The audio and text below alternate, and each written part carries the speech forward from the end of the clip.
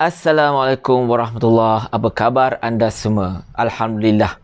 Jadi, jikalau anda perasan pagi tadi saya telah mengeluarkan satu video yang menyarankan kepada MCA untuk jangan bertanding dahulu di kawasan-kawasan majoriti Melayu.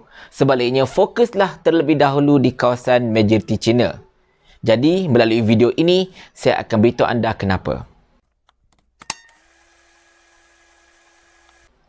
Tuan-tuan dan puan-puan sekalian, sebelum kita pergi lebih lanjut, izinkan saya menjelaskan kembali berkenaan dengan kawasan tradisi.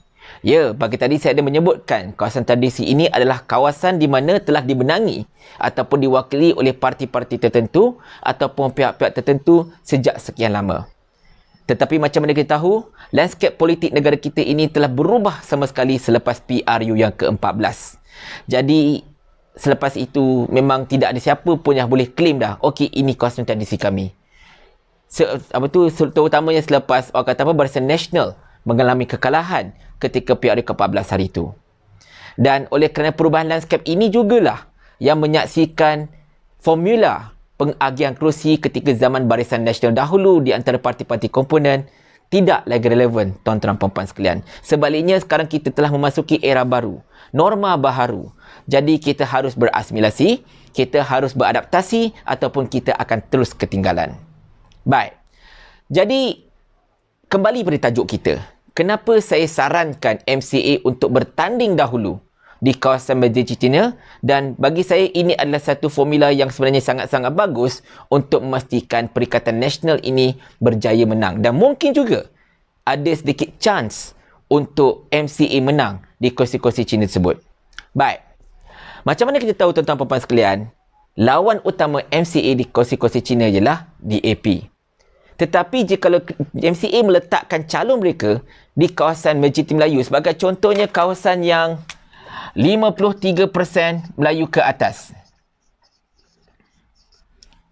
Okey, katalah kalau MCA diletakkan di sini, di pihak Pakatan Harapan Plus ataupun di pihak lawan, DAP sebagai contohnya, dia mungkin akan meletakkan calon Melayu daripada PAN ataupun Kem Tun.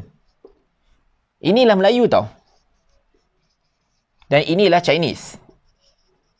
Okey. Ini kalau kawasan yang majoriti Melayu, 53% ke atas. Jadi, tuan-tuan dan puan-puan sekalian, MCA of course calon Cina dan pihak Pakatan Harapan Plus pasti akan meletakkan sama ada orang PAN ataupun orang-orang Tun, iaitu calon Melayu untuk bertanding menentang orang-orang MCA ini. Jadi, apakah kesan dia? Kita ambil contoh, tuan-tuan dan puan-puan sekalian. Katakanlah, katakan inilah jumlah demografik pengundi. Kita ada lebih kurang 55% Melayu katakan, dan juga kita ada 45% bangsa lain. Okey? So, inilah kawasan. Katalah ini calon MCA. Calon MCA, dan ini calon katakan daripada Tun, Kem Tun. Okey? Kita perhatikan kat sini betul-betul. Bila benda ini berlaku, tuan-tuan dan puan-puan sekalian, orang Melayu ini mungkin akan protes. Kerana MCA ini pun cakap terus terang, dia punya dosa terhadap orang Melayu pun lebih kurang DAP juga. Kalau ikutkan kenyataan-kenyataan pemimpin mereka pun banyak juga yang bermasalah. Kita kena akui benda tu. Jadi mungkin mereka ini akan protes, dan kebanyakan mereka ini, yang 55% ini, mungkin merupakan atas pagar yang tidak berparti. Okey? Jadi sebagai contohnya, katakanlah jumlah pengundi situ ada katakanlah 10,000 orang. For example, 10,000 orang. Di mana 5,500 ini akan berpecah. Sebahagiannya mungkin akan menyokong MCA kerana Perikatan Nasional, tapi sebahagian juga akan menyokong Tun kerana satu ialah parti yang banyak orang, yang orang kata calon Melayu, orang kata.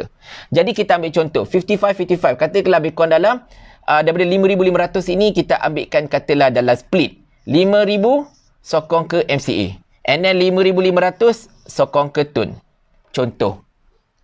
Manakala undi orang-orang bukan Islam ini pula, orang-orang yang bukan Melayu ini, solid banyaknya ke Kem Tun kerana ada DAP di dalamnya. Kata 4,500, kita boleh katakan paling-paling busuk pun 3,000, catakan, yang akan memenangi, yang akan mengundi Kem Tun kerana ada DAP bersama-sama dengan Tun. Dan bakinya 1,500 ialah mengundi Perikatan Nasional. Jadi jumlah di sini ialah 6,500 melawan lebih kurang dekat 8,800. 8,500, sorry. Jadi siapa yang akan menang? Saya cakap terus terang benda ini bukan main-main tau. Sebab memang telah pun kedapatan strategi daripada Pakatan Harapan ini, mereka memang suka. Seandainya kalau MCA ini meletakkan calon di kawasan yang majoriti Melayu, kerana mereka boleh guna strategi ini. Mereka akan letak orang-orang PAN ataupun mereka letak orang-orang TUN untuk bertanding menentang MCA ini. Melayu pasti akan protes. Kenapa tak letak Melayu dekat tempat kami? Dan of course mereka akan berikan undi kepada Camp Tun dan sebagainya. Orang bukan Islam, orang bukan Melayu dah sah-sah akan lebih fokus untuk mengundi Tun kerana ada DAP dia dalam Pakatan Tun tersebut. Ini yang kita nak elakkan. Anda kata kalau MCA bertanding lebih kurang dekat, kau cuba ambil contoh. Kita ambil contoh. 20 kerusi majoriti Melayu. Dan katakan 20-20 macam ni demografiknya. Maknanya kita Perikatan Nasional bakal kerugian 20 kerusi majoriti Melayu yang sepatutnya kita boleh menang. Jadi kita nak elakkan benda ini tuan-tuan puan-puan sekalian. Jadi orang MCA pula kata, dan macam mana pula kalau macam tu takkanlah kami nak bertanding di kawasan yang kami mungkin susah nak menang. Kita ambil contoh lagi sekali. Katalah kita ambil contoh kawasan yang bukan majoriti Melayu. Kita ambil contohnya kawasan campur 50%, 50%. 50% Melayu, 50% lain-lain. Okey? Inilah calon MCA. Dan biasanya oleh kerana kawasan ni kawasan campur, bukan majoriti Melayu, berkemungkinan besar DAP akan diletakkan. Okey? Biasanya kalau yang kawasan bukan majoriti Melayu, of course DAP akan diletakkan. Baik. Kita ambil puri orang pengundi juga. Maknanya 5,000, 5,000. Kita ambil contoh. Katakanlah pada 5,000 ini, katalah 4,000 solid kepada DAP. Dan 1,000 saja mengundi MCA. Tetapi yang akan menjadi penentu ialah 5,000 orang Melayu ini tadi. Yang baki tadi. Jadi 5,000 orang Melayu ini, pastinya mereka akan pilih antara MCA DAP. Sama-sama dia punya, orang kata apa, hantunya, contohnya hantunya. Tapi mereka nak pilih dengan siapa pula kita akan tim. So mungkin mereka akan faktor ada UMNO, ada PAS, ada Muhyiddin. Dalam Perikatan Nasional, mereka ini majoritinya akan pilih ke MCA. Katakanlah lebih kurang dekat 4,500 pilih diorang ini, dan 500 pilih ke DAP. So kita menang, at least ini 5,500, ini adalah 4,500. At least kita ada majoriti 1,000 sebagai contohnya. Ini yang strategi yang kita nak buat. Jadi kepada MCA, kena fahami betul-betul.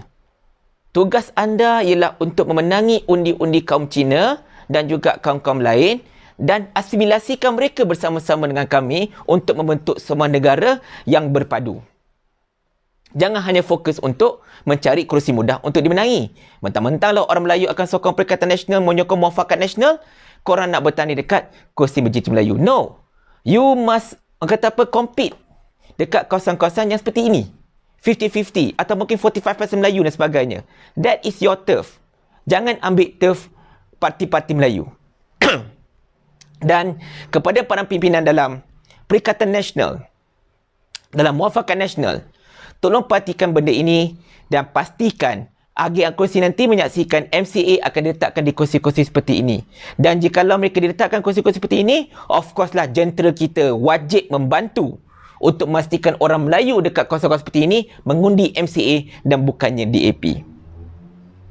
Dan tuan-tuan puan-puan sekalian, dalam masa yang sama juga, kepimpinan MCA terutamanya wajiblah untuk turun padang bermula daripada sekarang, mendekati rakyat, memperkenalkan diri mereka, supaya bila kita nak bertanding nanti, tak adalah orang kata, alah nak bertanding baru nampak muka. Betul tak? Dan teguran itu juga saya panjangkan kepada seluruh parti yang ada dalam gabungan Perikatan Nasional, insya-Allah. Sebab kita kalau boleh nak mengekalkan kerajaan ini, dan kita nak mengekalkan kerajaan dalam keadaan pihak pembangkang belah sana kurang ada muas suara nak berbunyi, kurang puan mereka hendak bercakap, insya-Allah. Baik, sekadar itu saja dahulu. Saya harap video ringkas saya ini dapat memberikan kefahaman pada anda semua. Kita jumpa lagi dalam video kita yang akan datang. Mudah-mudahan kita doakan Malaysia ini terus kekal di bawah kepimpinan yang mampu mendengar denyut nadi rakyat, insya-Allah. Assalamualaikum warahmatullahi wabarakatuh. Jumpa lagi.